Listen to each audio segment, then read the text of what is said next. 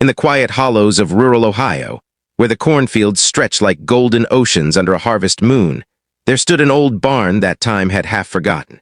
Its weathered red walls peeled like sunburned skin, and the roof sagged under the weight of too many winters, letting slivers of sunlight sneak through cracks like shy fingers. Inside, on a floor dusted with hay and scattered with pebbles from long-ago floods, 4 tiny miracles had made their stand. They were Pomeranian puppies, no bigger than a man's fist, their fluffy coats a soft explosion of cream and gold, huddled together under a threadbare gray blanket that smelled of earth and faint lavender from some distant laundry day. Their eyes, still sealed shut like secret letters, fluttered in sleep, tiny pink noses twitching at dreams only they could chase. The light poured in from a high window, bathing them in a warm glow that turned the rusty hinges golden and made the shadows dance gentle waltzes on the wooden beams. Their story didn't start in that barn, though. It began in a cramped trailer park on the edge of town, where the air hummed with the low buzz of generators and the distant bark of neighborhood strays. There was a young couple, Jake and Mia, just scraping by with factory shifts that left them bone-tired and hearts heavier. Jake had found the mama dog one rainy evening, a scruffy Pomeranian mix wandering the gravel lots, her belly already swelling with promise. "Look at her, Mia. She's got fire in those eyes," he'd said, scooping her up despite their empty fridge.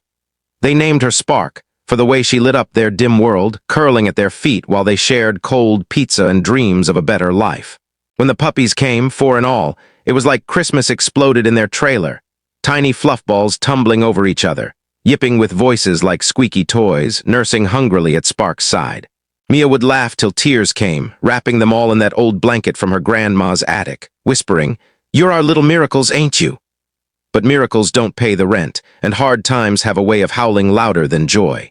Jake lost his job when the plant downsized, bills stacked like cordwood, and arguments echoed through the thin walls like thunderclaps.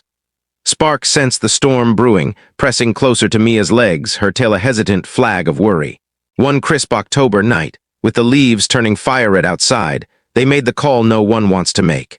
"We can't keep 'em all," Jake muttered, his voice cracking as he loaded a cardboard box into the truck. Spark paced frantic circles, nosing at the puppy's warmth, but Mia held her back with trembling hands. "Just the babies, girl. You'll be okay?"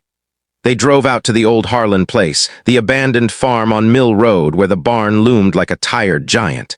In the beam of the headlights, they set the box down gentle as they could, the blanket draped over like a promise they couldn't keep. Spark whined from the cab, pawing at the window, but the door slammed, and the truck's growl faded into the night, leaving only the rustle of wind through the cornstalks. The puppies didn't know abandonment at first. They only knew the sway of the box, the jostle that spilled them out onto the cool dirt floor, the blanket fluttering down like a fallen cloud.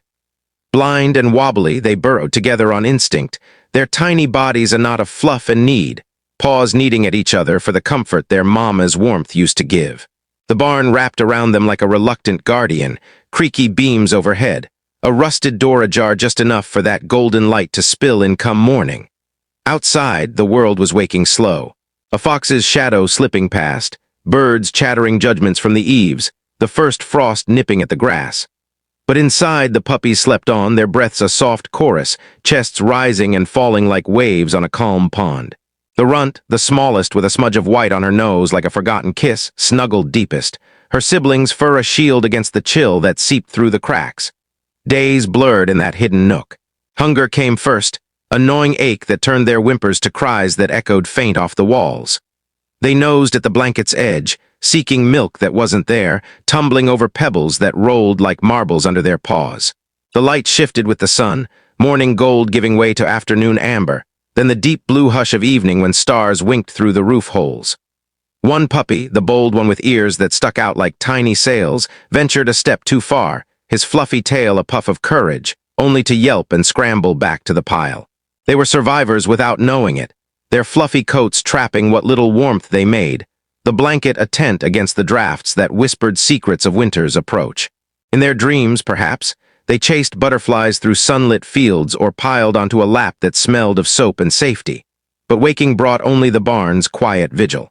It was on the 3rd day, as the sun climbed high and painted the rusty metal door in fiery hues, that help arrived in the form of old Mr. Ellis.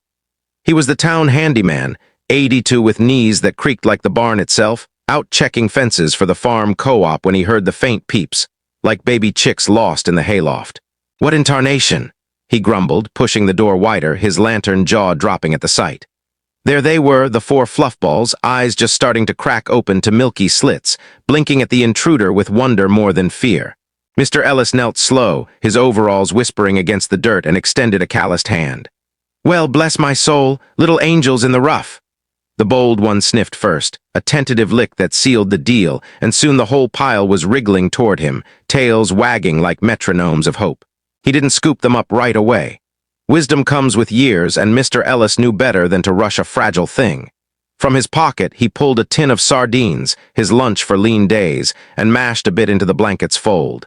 The puppies dove in, pink tongues lapping messy and fierce, their bellies rounding out for the first time since the trailer. "Easy now, easy," he chuckled, tears carving tracks down his weathered cheeks. He'd lost his own dog, old Rusty, to the years just last spring, and seeing these tiny fighters stirred something deep, like a song half-remembered. With gentle hands, he gathered the blanket around them, tucking it like a swaddle, and carried the bundle to his battered Ford, the engine coughing to life like an old friend. The drive back to his cottage on the river's bend was a procession of small wonders. Mr. Ellis hummed an old hymn, glancing at the rearview where the puppies dozed, one paw dangling out like a flag of surrender. At home, he set up shop in the kitchen. A nest of towels by the wood stove, bottles warmed on the sill with goat's milk from the neighbor's herd. Feeding them was a dance. Tilt the bottle just so, support the head with a finger, watch those eyes widen to chocolate brown as trust bloomed. He named them after the seasons. Autumn for the red-nosed dreamer, winter for the shy white-smudged runt, spring for the bouncy explorer, and summer for the one with the perpetual grin. Spark's absence hung like a shadow, but Mr. Ellis whispered stories to fill it. Tales of his boyhood dogs chasing fireflies, of loyalty that outlasts the hardest frosts. Word travels fast in small towns, especially when it carries fluff and hope. By week's end, the local vet, Dr. Lena, had swung by with vaccines and Durmer, her stethoscope cold against their fuzzy chests. "Healthy as colts," she declared, but her eyes softened at Mr. Ellis's tale.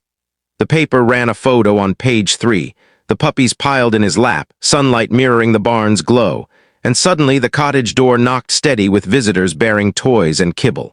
Mia saw it first, scrolling her phone during a smoke break, her heart twisting like a knife. "Jake, that's them, our babies." Guilt had been eating her alive, the trailer's silence a tomb without their yips. They drove out that afternoon, hands clasped tight over the gearshift, words tumbling like prayers. Mr. Ellis met them on the porch, the puppies tumbling at his feet like living confetti. Autumn yipped first, recognizing Mia's voice, and the reunion was a blur of tears and fur. Paws on knees, licks on cheeks, the blanket draped over shoulders like a banner of forgiveness. "We messed up bad," Jake admitted, voice thick, but Mr. Ellis waved it off with a grin. "Folks stumble, but love, that finds its way back." Spark had vanished into the wilds, they learned from strays at the park, but hope lingered like morning mist. The couple loaded the puppies careful, promises spilling out, vet bills paid, a yard fenced, jobs hunted with fresh fire. Months rolled like the Ohio River, steady and kind. The puppies grew into pint-sized whirlwinds, autumn's nose leading parades through the trailer park, winter blooming bold with a collar of bells, spring leaping fences like a circus star, summer's grin charming every passerby.